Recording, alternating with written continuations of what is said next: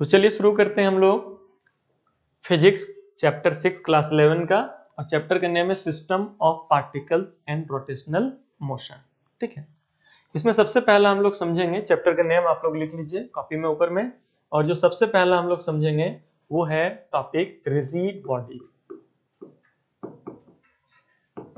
Rigid body, ठीक है।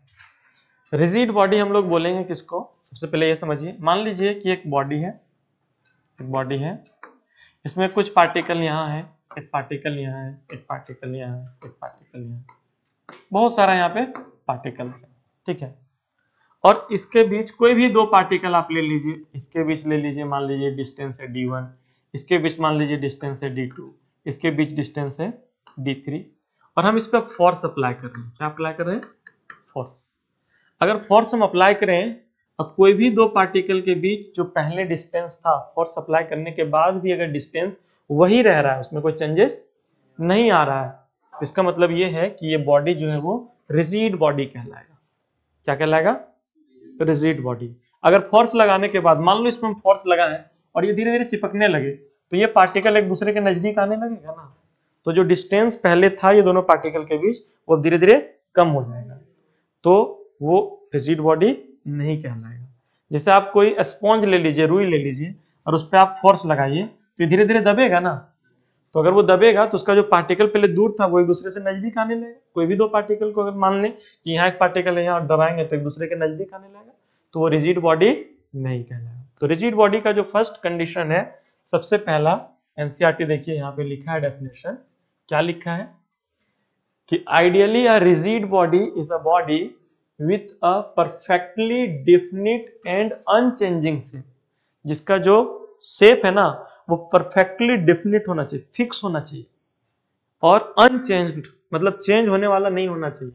The distance between all pairs of particles of such a body do not change, और जो वहां पे कोई भी पार्टिकल्स ले लो, चाहे जितना भी पार्टिकल से मिलकर के बना है, सबके बीच का जो आपस का डिस्टेंस है वो किसी भी कंडीशन में चेंज नहीं होगा, चाहे आप कितना भी फोर्स अप्लाई कर लो। ठीक है, तब हम इसको क्या बोलेंगे?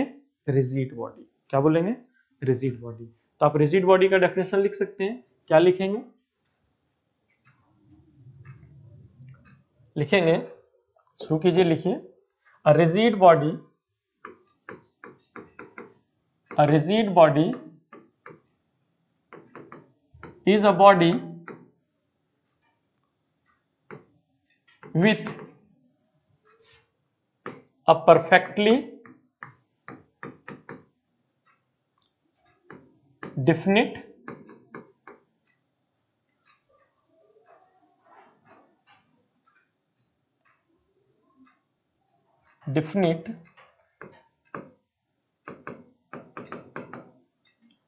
and unchanging shape. The distances between all pairs of particles of such a body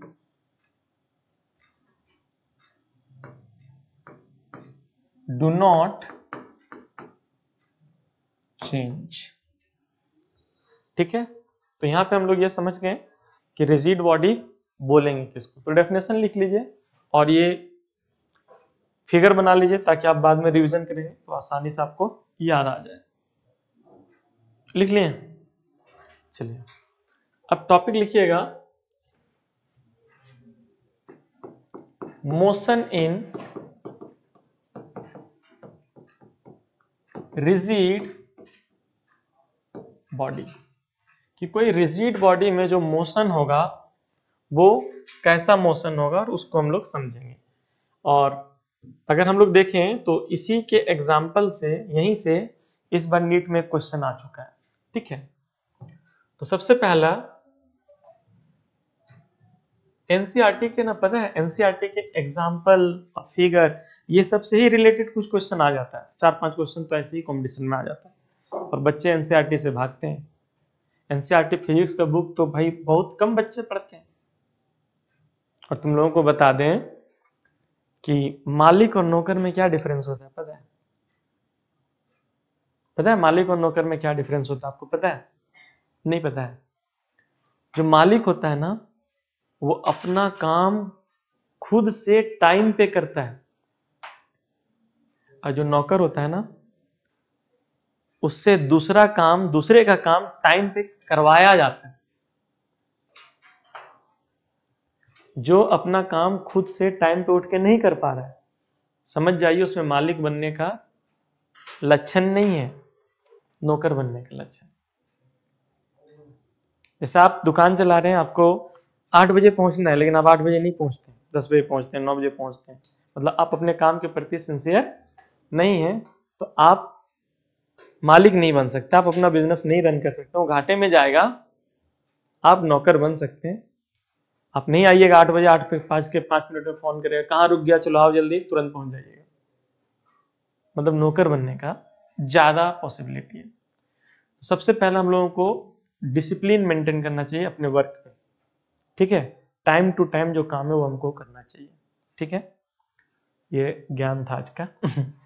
तो मोशन इन रिजिड बॉडी की अगर बात करें तो 2 तरह का मोशन होता है। कितने तरह का? 2 तरह का। एक होता है ट्रांसलेशनल मोशन, ट्रांसलेशनल मोशन, और दूसरा होता है रोटेशनल मोशन। अब ट्रांसलेशनल मोशन और रोटेशनल मोशन में डिफरेंस क्या है ये समझना है, ठीक है? ध्यान समझिएगा। ये ऑब्जेक्ट है जो एक इंक्लाइंड प्लेन पे स्लाइड कर रहा है, ठीक है?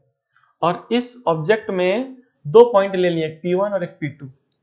अगर ये यहां से स्लाइड करके नीचे आ रहा होगा तो इस ऑब्जेक्ट में जो 2 अलग जगह पे 2 डिफरेंट पार्टिकल है, वो दोनों का स्पीड अगर सेम रह रहा होगा, क्या रह रहा होगा?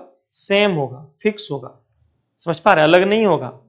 तब हम समझेंगे कि ये ऑब्जेक्ट ट्रांसलेशनल मोशन कर रहा है। क्या कर रहा है? लेकिन यहां पे एक ऑब्जेक्ट को देखिए, ये ऑब्जेक्ट इस इंक्लाइंड प्लेन पे रोटेट करते हुए आ रहा है। क्या करते हुए आ रहा है? रोटेशनल मोशन कर रहा है, घूमते हुए आ रहा है। तो यहां पे हम अलग अलग पार्टिकल लेते हैं, P1, P2, P3, P4। तो ये जो पार्टिकल है P1, P2, P3, P4, ये सबका स्पीड एक जैसा नहीं होगा। सबका स्पीड एक जैसा, जो यहां भी सरफेस के साथ टच किया है, सरफेस के साथ जो यहां पे अभी टच किया है, यानी P3, ये रेस्ट में होगा, इसका स्पीड 0 माना जाएगा। यहां से जो दूर होगा P1, वो थोड़ा ज्यादा स्पीड में होगा, इससे जो और दूर होगा थोड़ा और ज्यादा स्पीड में होगा, और जो एकदम सबसे यहाँ पे किनारे पे है ना, यहाँ पे, ये और ज्यादा स्पीड में, क्योंकि ऐसे घूम रहा होगा तो ये ज्यादा स्पीड से आगे बढ़ रहा होगा। समझ पा रहे हैं? ये अगर ऐसे रोटेट कर रहा होगा ऐसे, तो ये ज्यादा स्पीड से आगे बढ़ रहा होगा, उससे कम स्पीड से ये बढ़ रहा होगा, उससे कम स्पीड से ये, और ये लगभग मान के चलो कभी 0 होगा। ये जब आगे बढ़ेगा तब ये यहाँ से घूमना शुरू करेगा। समझ पा रहे हैं?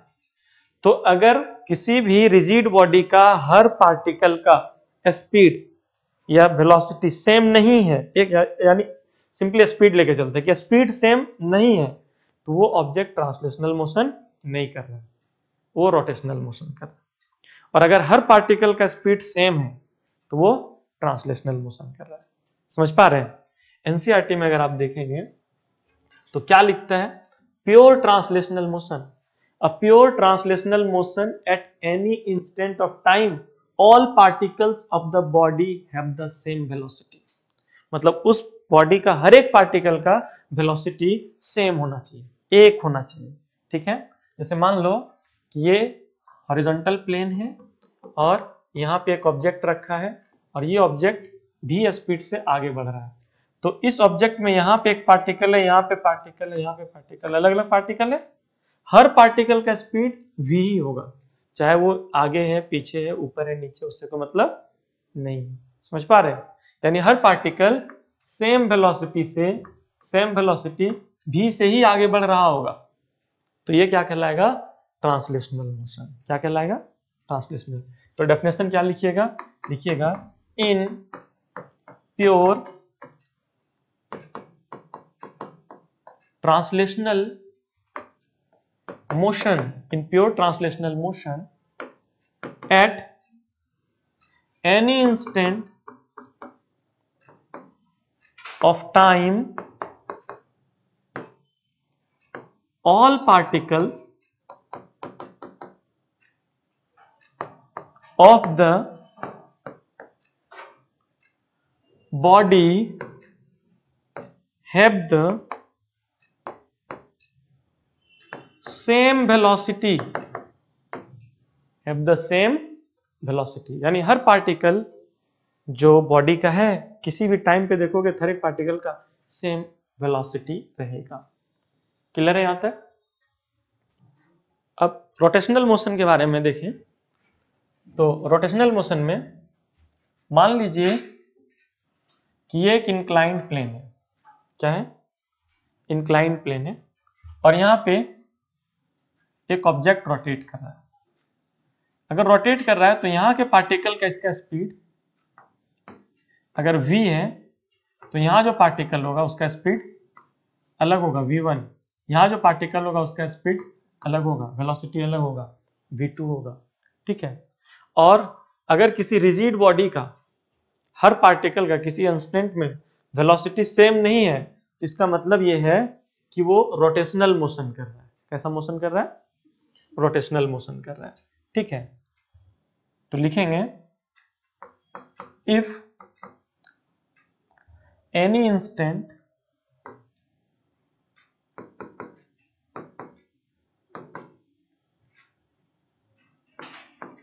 velocity of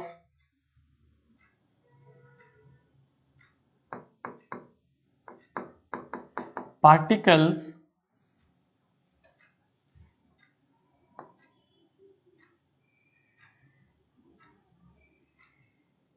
at any instant velocity of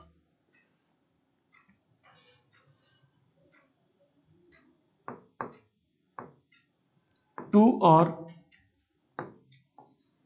more particles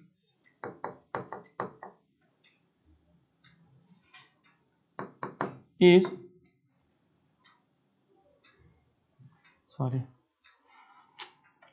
at if any instant the velocity of two or more particles of a rigid body is not same, then the motion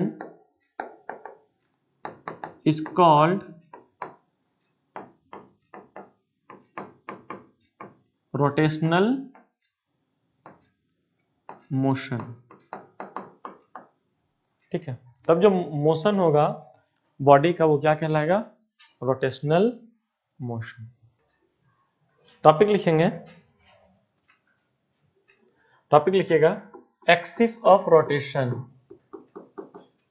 axis of rotation. तो axis of rotation क्या होता है कि वो line अगर कोई object circular path पे घूम रहा है, कोई ऑब्जेक्ट सर्कुलर पाथ पे घूम रहा है, मान लो कि जैसे एक टॉप ले लेते हैं या फिर कोई एक ऑब्जेक्ट ले लेते हैं, मान लो कि ये एक ऑब्जेक्ट है और ये रोटेट कर रहा है। ठीक है, अगर ये रोटेट कर रहा है तो इसका हर पार्टिकल चाहे दूर में होगा चाहे नजदीक में होगा, ये सब एक सर्कुलर पाथ पे घूमेगा।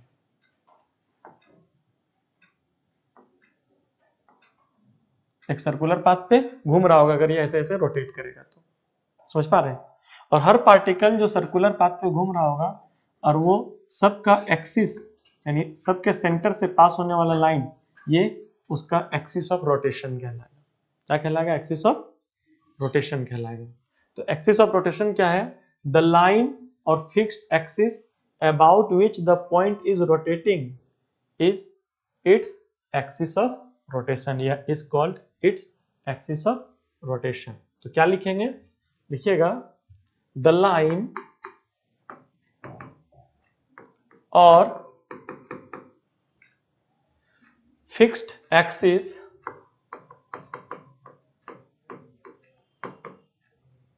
about which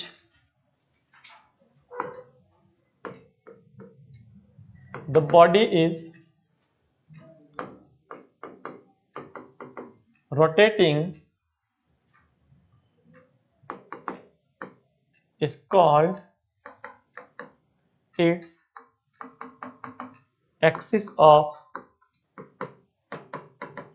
rotation। तो वही एक्सिस क्या कहलाएगा, एक्सिस ऑफ रोटेशन कहलाएगा।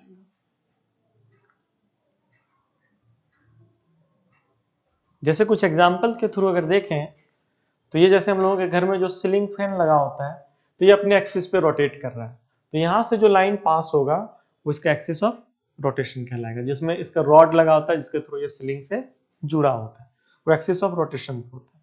अगर ये देखोगे तो ये पॉटर्स व्हील है, यानी कुम्हार का चक्का है जो मिट्टी का घड़ा वगैरह बनाता है, तो इसका ये एक्सिस ऑफ रोटेशन है जिसपे वो रोटेट करते रहता है। ठीक है, तो ये चीजें समझ गए। ओके, अब क्या है कि मान लो कि जैसे ये सिस्टम है जिसमें बहुत सारा पार्टिकल है, ठीक है, और ये एक एक्सिस, ये एक्सिस पे रोटेट कर रहा है, तो हर पार्टिकल एक सर्कुलर लूप बनाएगा, एक सर्कुलर पाथ बनाएगा, और जो एक्सिस होगा वो उस सर्कल पे परपेंडिकुलर होगा। जो एक्सिस होगा वो क्या होगा, उस सर्कल पे परपेंडिकुलर होगा। जैसे एनसीईआरटी लिखता है इन rotation of a rigid body, जब कोई रिजिड बॉडी रोटेट करेगा अबाउट अ फिक्स्ड एक्सिस, किसी फिक्स्ड एक्सिस में, जैसे यहाँ पे दिखाया है रिजिड बॉडी को, तो क्या लिखता है every particle of the body moves in a circle, हर एक पार्टिकल एक सर्कल में मूव कर रहा होगा, which lie in a plane perpendicular to the axis, और वो जो सर्कल का जो प्लेन होगा ना वो एक्सिस के परपेंडिकुलर होगा, मतलब ये प्लेन है और ये एक्सिस है, जिसपे ये पार्टिकल घूम रहा है वो ये प्लेन है और इस पे ये एक्सिस है, इस तरीके से परपेंडिकुलर होगा। ठीक है, and has its centre on the axis, ठीक है, और उसके सेंटर पे एक्सिस होगा और परपेंडिकुलर होगा, ये बात बता रहा है। ठीक है, यहाँ पे देखिएगा अगर मान लो ये ऑब्जेक्ट है जो रोटेशन कर रहा है, एक फिक्स ये एक्सिस हो गया, ये पार्टिकल अलग है, ये पार्टिकल यहाँ पे, ये पार्टिकल इसके सेंटर पे, ध्यान दीजिएगा। तो ये पार्टिकल एक सर्कुलर लूप बना रहा है, इसके परपेंडिकुलर है एक्सिस, ये पार्टिकल भी एक सर्कुलर पाथ पे घूम रहा है, इस पे परपेंडिकुलर है ये एक्सिस, और दोनों के सेंटर से पास हो रहा है ये एक्सिस। अगर कोई पार्टिकल को अगर तुम ले लोगे कि वो एक्सिस पे ही प्रेजेंट है, तब अगर कोई पार्टिकल एक्सिस पे प्रेजेंट है, ठीक है, तो कोई इस तरह का लूप तो नहीं बनाएगा, समझ पा रहे हैं, हम लोग उसको रेस्ट में समझेंगे, क्या समझेंगे, स्टेशनरी समझेंगे। जैसे अगर आप इसके नीचे देखेंगे तो इस पॉइंट का नाम क्या था, P3 था ना, तो a point on the axis, अगर कोई पॉइंट एक्सिस पे है, रोटेशन एक्सिस पे, तो लाइक P3, जैसा कि P3 यहाँ रखा हुआ है, रिमेन्स स्टेशनरी, तो वो स्टेशनरी रहेगा, उसको मोशन में नहीं समझा जाएगा।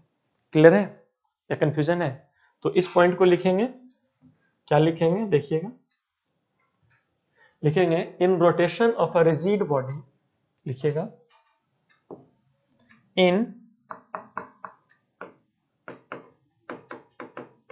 Rotation of a rigid body about a fixed axis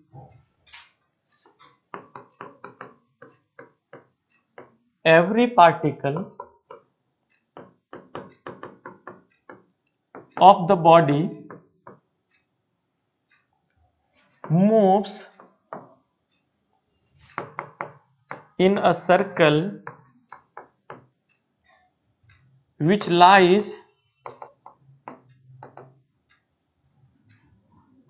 in a plane perpendicular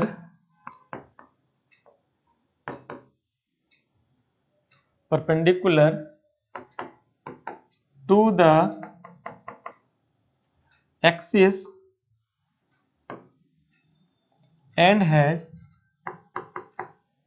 its center on the axis. यानी ये जो पार्टिकल अलग अलग पाथ पे घूम रहा है सब सर्कुलर पाथ होगा, और ये सर्कुलर पाथ जो जिस प्लेन में लाई करेगा वो इस एक्सिस का परपेंडिकुलर होगा, और ये एक्सिस हर सर्कुलर पाथ के सेंटर से पास हो रहा होगा। ठीक है, अगर कोई रिजिड बॉडी रोटेशनल मोशन करेगा तो। अब यहां पे देखिए,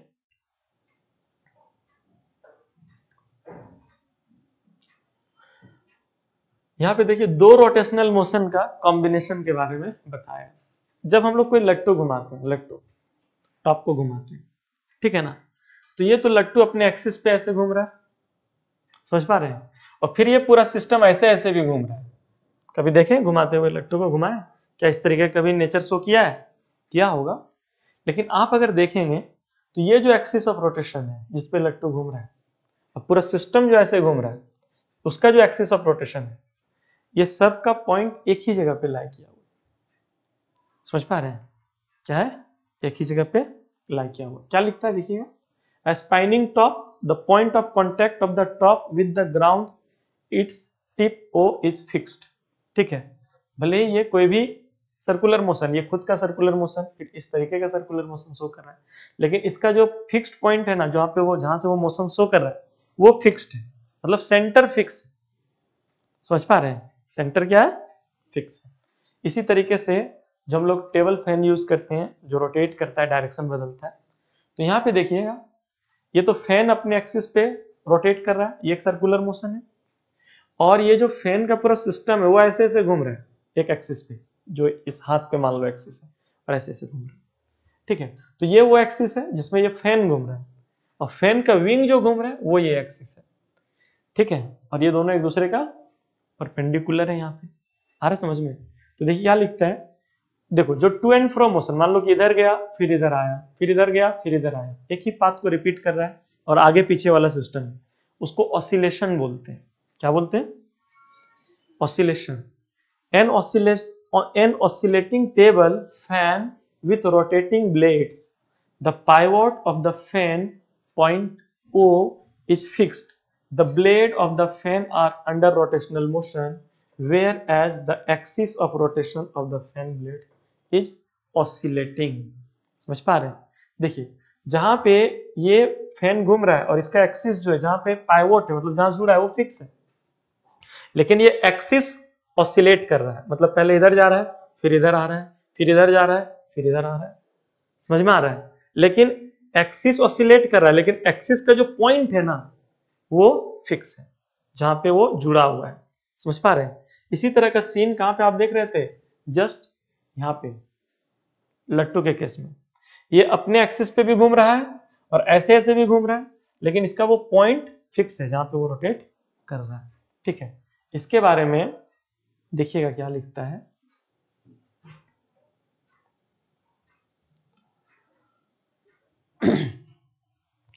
In some examples of rotation, however, the axis may not be fixed। यहाँ पे हो सकता है कि एक्सिस फिक्स ना हो।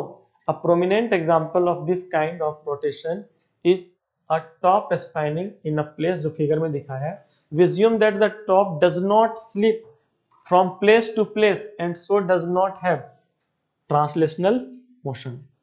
ध्यान दीजिएगा, ऐसा मान लेना कि जैसे हम लोग लट्टू घुमाते हैं तो घूमते हुए आगे पीछे इधर उधर भी जाने लगता है, मान लो कि वो ऐसे नहीं बढ़ रहा है, अपने एक जगह पे फिक्स है वो। समझ पा रहे हैं? और घूम भी रहा है और ऐसे ऐसे भी घूम रहा है। ठीक है, तो ट्रांसलेशनल मोशन इसमें कुछ भी नहीं है। We know from experience that the axis of such a spinning top moves about the vertical through its point of contact with the ground, sweeping out a cone as shown in figure. मतलब हम लोग experience ये किए हैं, कभी हम लोग जब लट्टू घुमाए तो ऐसा हुआ है कि ये लट्टू अपने जगह पे टॉप घूम रहा है और प्लस में इसका एक्सिस फिक्स नहीं है, ऐसे एक्सिस भी ऐसे रोटेट कर रहा है। जैसे यहाँ पे ये रिजिड बॉडी घूम रहा था सर्कुलर पाथ पे, तो इसका एक्सिस फिक्स्ड था। एक्सिस क्या था? एक्सिस में कोई चेंजेस नहीं आ रहा था, बस अपने पोजीशन पे ऐसे फिक्स था। लेकिन इस लट्टू के केस में देखोगे तो इसका जो एक्सिस है वो रोटेट कर रहा है। ये तो एक्सिस है जिसपे लट्टू रोटेट कर रहा है, अब इसका एक्सिस भी ऐसे ऐसे घूम रहा है। समझ पा रहे हैं? तो यहाँ पे एक्सिस तो फिक्स्ड नहीं है, लेकिन जहां से ये एक्सिस शुरू हुआ है, जुड़ा हुआ है, पॉइंटेड है, वो पोजीशन फिक्स है, वो पॉइंट फिक्स है। समझ पा रहे हैं? अब आ जाइए फैन के केस में। तो जिस एक्सिस पे फैन घूम रहा है, समझ पा रहे हैं, ये एक्सिस ऑसिलेट कर रहा है ऐसे, तो फिर इस एक्सिस को हम कैसे फिक्स्ड बोलेंगे? क्या इस एक्सिस को हम फिक्स्ड बोलेंगे? नहीं, लेकिन जो यहाँ पे जिस पॉइंट पे ये पाइवोटेड है, जुड़ा है, वो पॉइंट फिक्स है। समझ पा रहे हैं? वो पॉइंट क्या है? फिक्स है। तो इसी के लिए यहाँ पे लिखा गया है कि this movement of the axis of the top around the vertical is termed as precession. मतलब कोई एक्सिस अगर इस तरीके से घूम रहा है, इस तरीके से, तो उसको प्रेसेशन बोलते हैं। क्या बोलते हैं? Precession. The point of contact of the top with ground is fixed, यानी वो एक्सिस का जो अर्थ के साथ कॉन्टैक्ट है वो फिक्स्ड है। समझ पा रहे हैं? एक्सिस फिक्स्ड नहीं है, लेकिन पॉइंट ऑफ कॉन्टैक्ट फिक्स्ड है। क्लियर है यहां तक? समझ पाए? चलिए, अब यहां पे हम लोग समझेंगे कि क्या कोई बॉडी एक साथ एक से अधिक मोशन कर सकता है। चलिए इसको भी समझ लीजिए बहुत अच्छे से। इस फिगर को देखिएगा। इस फिगर में ये जो ऑब्जेक्ट है, इस ऑब्जेक्ट में अगर यहां देखें तो दोनों का स्पीड इधर है, यहाँ के पार्टिकल और यहाँ का पार्टिकल का स्पीड सेम है एक डायरेक्शन में। यहाँ पे आते तो दोनों का वेलोसिटी सेम है इसी डायरेक्शन में।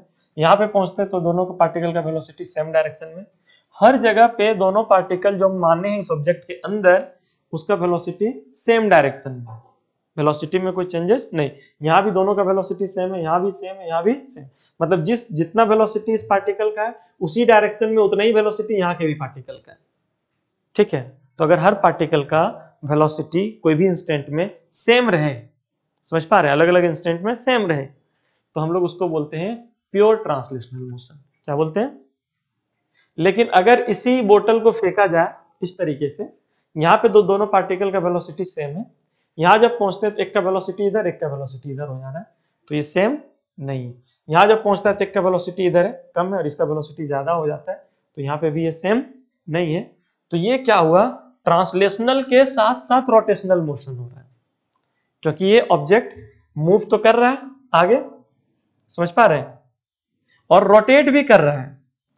तो ये प्योर ट्रांसलेशनल नहीं है, प्योर ट्रांसलेशनल नहीं है। और इससे पहले जो हम लोग एग्जांपल लिए, ये कि पार्टिकल यहाँ पे घूम रहा है और नीचे भी जा रहा है ना, तो ये रोटेशन भी शो कर रहा है और ट्रांसलेशनल भी शो कर रहा है। तो ये कॉम्बिनेशन ऑफ मोशन हो जाएगा। समझ पा रहे हैं? क्या हो जाएगा? कॉम्बिनेशन ऑफ मोशन की कोई भी बॉडी एक साथ ट्रांसलेशनल और रोटेशनल दोनों शो कर रहे हैं। लेकिन जो फैन घूमता है, जो हम लोगों के सीलिंग में फैन घूमता है, जो हम लोग फैन का एग्जांपल देखे थे, या पॉटर्स व्हील का जो एग्जांपल देखे थे, ये प्योर ट्रांसलेशनल मोशन है। क्या ये? सॉरी, प्योर रोटेशनल मोशन है। फैन का जो मोशन है ये प्योर रोटेशनल मोशन है, इसमें कोई ट्रांसलेशनल नहीं है, वो इधर उधर घूम नहीं रहा, कहीं अपने जगह पे फिक्स है। लेकिन जब इस केस में पहुंचेंगे हम, कहां पे? इस केस में, तो यहां पे हम देखेंगे कि ये ट्रांसलेशनल के साथ साथ रोटेशनल मोशन भी शो कर रहा है। ठीक है? रोटेशनल मोशन भी शो कर रहा है। हम लोगों को जो न्यूमेरिकल सॉल्व करना पड़ता है, जहां पे हम लोगों को प्रॉब्लम होता है, वो इसी तरह के केस में होता है, क्योंकि उसमें ट्रांसलेशनल मोशन भी होता है और रोटेशनल मोशन भी होता है। ठीक है? प्योर ट्रांसलेशनल और प्योर रोटेशनल मोशन का जो न्यूमेरिकल्स है उसको बनाना आसान है। समझ पा रहे हैं यहां तक? ये कंफ्यूजन क्या? चलिए, तो यहां तक हम लोगों को समझना था किस चीज के बारे में? रिजिड बॉडी के बारे में। ठीक है? क्या लिखता है लास्ट में NCERT? The motion of a rigid body, the motion of a rigid body which is not pivoted or fixed in some way is either a pure translational or combination of translational and rotational. आ रहा समझ में? अगर कोई object जो move कर रहा है मोशन में, कोई रिजिड बॉडी मोशन में, लेकिन जिस एक्सिस पे वो मूव कर रहा है वो एक्सिस पाइवोटेड, यानी कहीं पे ऐसे जैसे फैन में फिक्स रहता है वैसा नहीं है, या लट्टू के जैसा कोई पॉइंट पे ऐसे फिक्स नहीं है, समझ पा रहे हैं? तब वैसे ऑब्जेक्ट में ट्रांसलेशनल मोशन भी हो सकता है और रोटेशनल मोशन दोनों एक साथ हो सकता है। समझ पा रहे हैं? लेकिन अगर फैन पाइवोटेड एक जगह पे ऐसे ऐसे घूम रहा है, समझ में आ रहा है, तो उसमें भी ट्रांसलेशनल मोशन नहीं हो रहा है, सिर्फ रोटेशनल मोशन हो रहा है। समझ पा रहे हैं? दो रोटेशन हो रहा है, यहाँ पे पंखा घूम रहा है और यहाँ पे पूरा सिस्टम जो है पंखा का वो घूम रहा है। ठीक है, अगर लट्टू का जो घुमाए तो उसका अगर जो पॉइंट है वो अगर फिक्स्ड है तो ये रोटेशनल मोशन हो रहा है जो लट्टू घूम रहा है, और ऐसे घूम रहा है ये एक अलग तरह का रोटेशन हो रहा है, मतलब दोनों वहां पे रोटेशन मोशन है। ठीक है, लेकिन अगर एक्सिस फिक्स नहीं है, ना तो वो पाइवोटेड है ना ही वो फिक्स्ड है, तो किस तरह का मोशन शो करेगा? ये प्योर ट्रांसलेशनल भी शो कर सकता है, नहीं तो कॉम्बिनेशन ऑफ ट्रांसलेशनल और मोशन और रोटेशन शो कर सकता है। The motion of rigid body which is pivoted or fixed, और जिस भी बॉडी का एक्सिस ऑफ रोटेशन फिक्स रहेगा या पाइवोटेड रहेगा वो सिर्फ और सिर्फ रोटेशन मोशन शो करेगा। ये वेरी इंपॉर्टेंट यहाँ पे क्लियर कट लिखा हुआ है, ये समझना है, इससे assertion reason statement based question बन जाता है। समझ पा रहे हैं? तो ये तो लिख लिए होंगे, ये लिखे थे यहाँ तक। चलिए अब हम लोग जो लिखेंगे वो ये लिखेंगे नोट में पहला नंबर में लिखेंगे if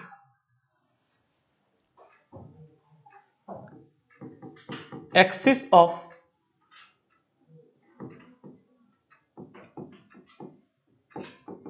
rotation is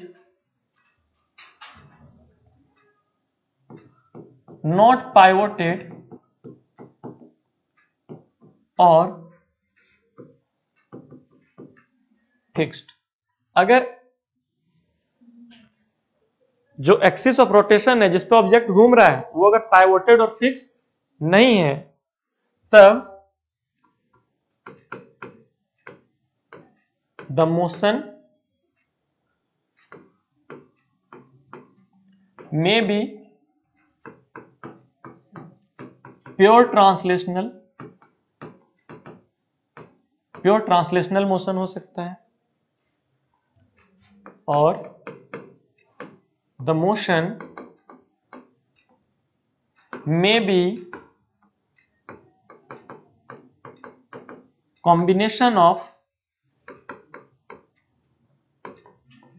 translational and rotational हो सकता है। मतलब ये रोटेट भी कर सकता है अपने फिक्स एक्सिस पे और मूव करते हुए ट्रांसलेशन मोशन करते हुए भी मूव कर सकता है। ठीक है, दूसरा नंबर में लिखिएगा if axis of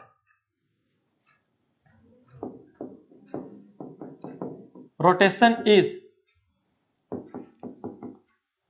pivoted or fixed. अगर एक्सिस ऑफ रोटेशन जो है वो पाइवोटेड है, मतलब एक जगह पे ऐसे फिक्स है, टच किया हुआ है, अटैच है, या फिर फिक्स्ड है जैसे लट्टू में देख रहे थे। ठीक है, तो द मोशन